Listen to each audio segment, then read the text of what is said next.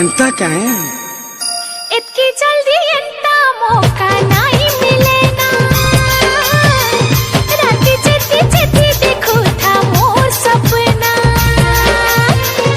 गोल गोल लाल जोरो जोरो तोर कंगना ओ खन खन खन की करे करे दीवाना।